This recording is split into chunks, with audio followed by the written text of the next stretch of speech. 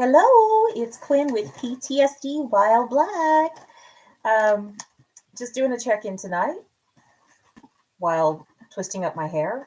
Before I twisted my hair, just started with my hair, I made a balloon animal of Puss in Boots. My husband and I went on a little date night and saw the movie today. So, yeah, Puss is just going to be here all on the way with his little sword. My friend. But I wanted to talk about I have found myself crying at the end of the movie. Yes, this is PMS season, buddy. You're gonna go sit over here. There you go. It's PMS season, so like anything will make me cry. But I was feeling the feelings of just such immense joy and silliness at watching this movie. When I first had my concussion, um, and I was having severe complex PTSD where it was multiple things were triggering my traumas.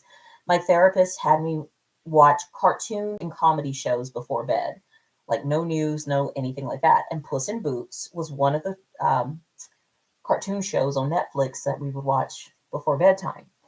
And I just loved it. I thought it was just so silly. It was so funny and so ridiculous. But I realized like how much I can relate to this character and many of the other characters. In the movie that's out now, The Last Wish, I really could relate to um, Goldilocks, and I could relate to Puss and Kitty Softpaws. I could relate to all those characters, um, and the crazy cat lady, of course. I could relate to her too because, yeah, that's my goals.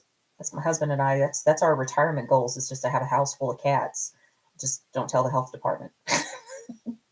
But no, with Puss, and I think this is a big part of what initiated the gang stalking experience is that I have that same bravado of I have no fear of death. I have no fear of this. But I'm your fearless friend to the end.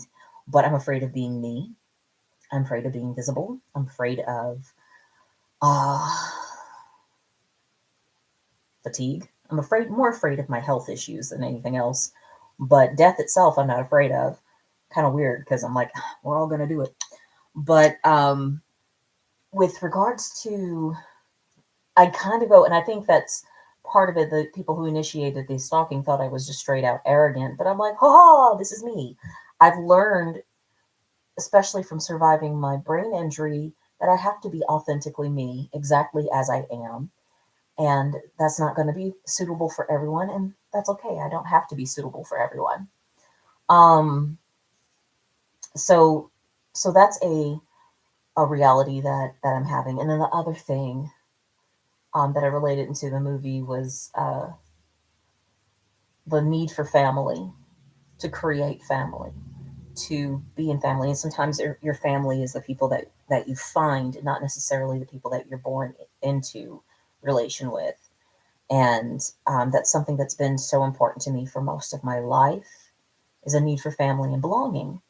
And that vulnerable wound is what made it available for me to be subjected to hurtful personalities and the gang stalking. I was really looking forward to being part of a voice acting family, to be creative with each other and to be down for each other. That's what I was really hoping for, and that was easy to manipulate. That trust, that's one of the themes in that movie. That trust, that need for trust, just got destroyed. Well, I could relate to the dog as well, the overly positive dog that's in the movie. Um, that's me. I'm like in my natural state. I'm overly positive, probably toxically positive. I'm willing to try anything at least once, and then if I don't like it, then I won't do it again. If I like it, I'll do it again. I like to be adventurous like Puss. I also like to be loving and finding trust and connection. I'm sappy and sentimental. And what I'm really learning is that I have to be 100% me. And that includes all these sweet, playful, loving parts, and also these parts of me that have boundaries, that have firmness and identity of who I am. And also to make space for my anger, my hurt, my grief. I need to make space for that. That is how I heal. Gang stalking, and at least in my experience, is trying to tell me to not be myself, to not be authentic, to not be whole, and to be reactive. That's their goal, is they're trying to get me to react and be out of pocket. And at the end of the day, I have to be me. I have to be 100% me. And I think the thing that brought tears to my eyes is I was so happy at the movies today, and also so angry that there are people in the world who were so upset with me being playful, open, honest, authentic, and happy. Like, one of the things that I've woken up to, what the purpose of my life is, part of the purpose of my life is celebration and joy. Being a facilitator of fun, let me call it that. Throughout most of my life, it's being the MC, the entertainer, the karaoke host, the balloon artist. Was studying before this, or trying to learn magic tricks to be a magician. It's to be the facilitator of fun, and that's just part of who I am. So I'm going to allow myself to do that and to be that, despite how other people will choose to think that I should live. And also be black as fuck while doing all that. Being me, just being me. Um, and respecting what this journey for me looks like, being someone who's differently able. I think that a big part of my social anxiety and anorexia is because I'm afraid I won't be accepted for who I am. I'm a geek. I'm a dork. I'm a nerd. I'm a weirdo. I love Broadway. Um, and that's already fringe stuff for most of society. And then on top of that, I'm black and differently abled. And, it's kind of hard to fit in.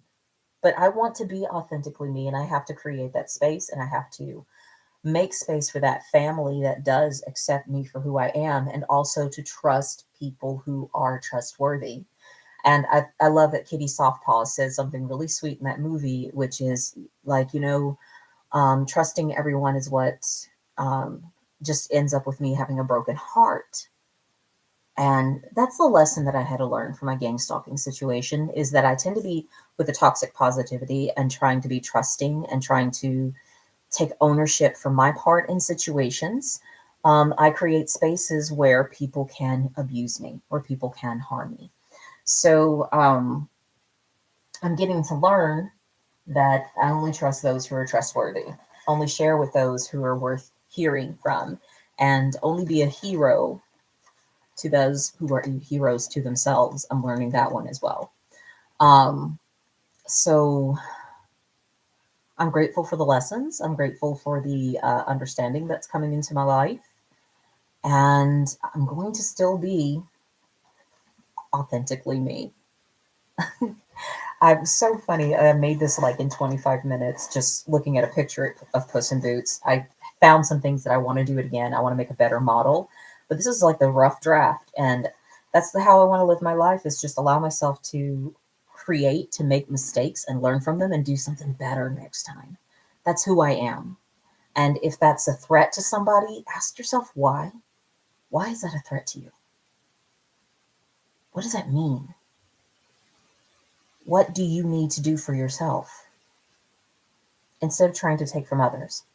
Um, yeah, I just wanted to mention that I'm still dealing with cyber attacks, still dealing with attacks towards my phone and towards my accounts and things of that nature. And I'm still like, okay, yep, that's who they're going to be. I'll let them deal with the consequences of their actions. And I'm still going to be authentically me. All right. Till next time, friends. Peace.